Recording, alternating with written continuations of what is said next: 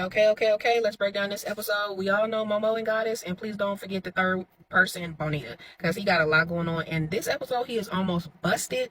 And yeah, let's get into it because it's crazy. Now, first, Goddess thinks he is been staying with his cousin, even though he's been going back and forth between her and Bonita's house. Now, Bonita's kind of putting it together, but Goddess still seem oblivious to everything. Now, him and the cousin go skating, and he is supposed to get his daughter from Bonita. She's supposed to drop off the daughter and go on home so he can spend time with her. On the way there, Bonita's talking to her daughter, and her daughter is saying she can't wait to see her friend Zoe or whatever. And she's like, pause, who is Zoe? I know all your friends. Zoe's not in your class. Where do you know her from?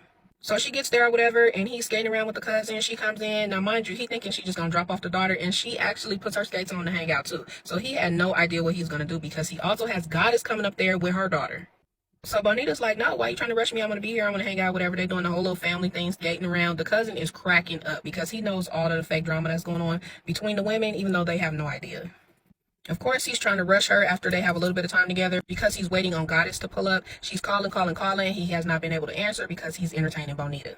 Bonita pulls him aside and starts asking who is Zoe, their daughter's friend, because she doesn't know this friend. Of course, he's stuttering, carrying on, trying to put the story together, saying she's a school friend, or he don't know, she's some kind of friend that she's close to.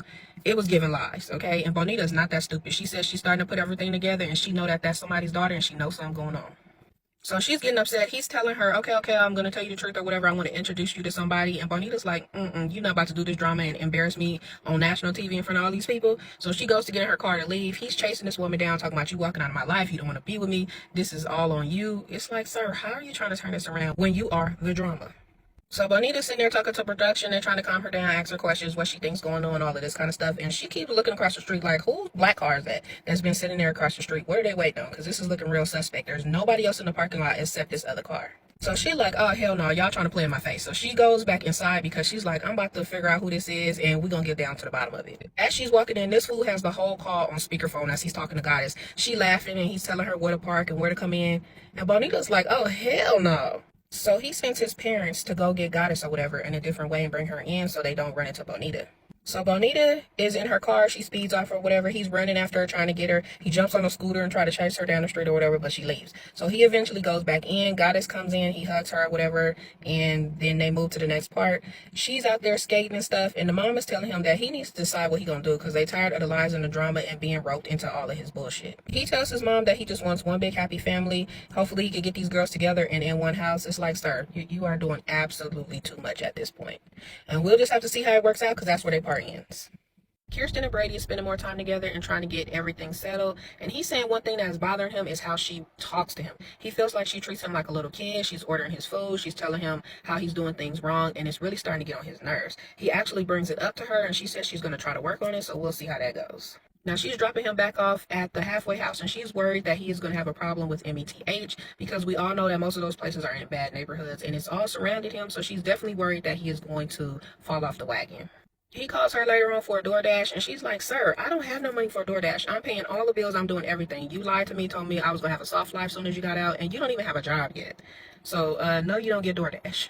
She also talks about how she got paperwork saying that he owes $35K in child support. And she wants to go talk to the baby mama to see if they could work it out or whatever. I don't know why she thinks this lady is her friend. This lady is tolerating you and she's being very nice, but she's definitely not your homegirl. He advises her to stay out of it and not go over there, but we know she's going to do it anyway, and that's exactly what happens. Now, she gets there and she's questioning the baby mama on why she didn't come down because remember, she had paid for a whole hotel room for the baby mama and the kids to come down to visit with them. And she keeps it real. She's like, you know what? It was way too far, and my kids are not comfortable with you. They really don't know you, boo.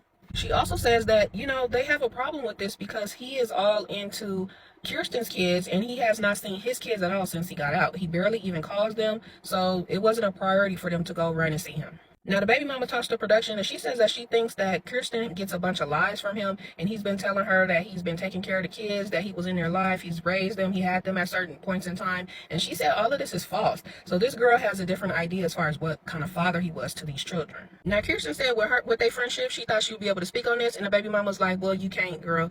He put himself in a situation, so you're not going to come here and tell me what I need to do with my kids. You basically need to mind your business. So Kirsten's like, so do that mean I should go? And the baby mama's like, yes, goodbye, and goes to the door and let her ass out. And I don't think she's wrong at all because Kirsten is coming in there trying to be the boss when she don't even know the situation between the two of them.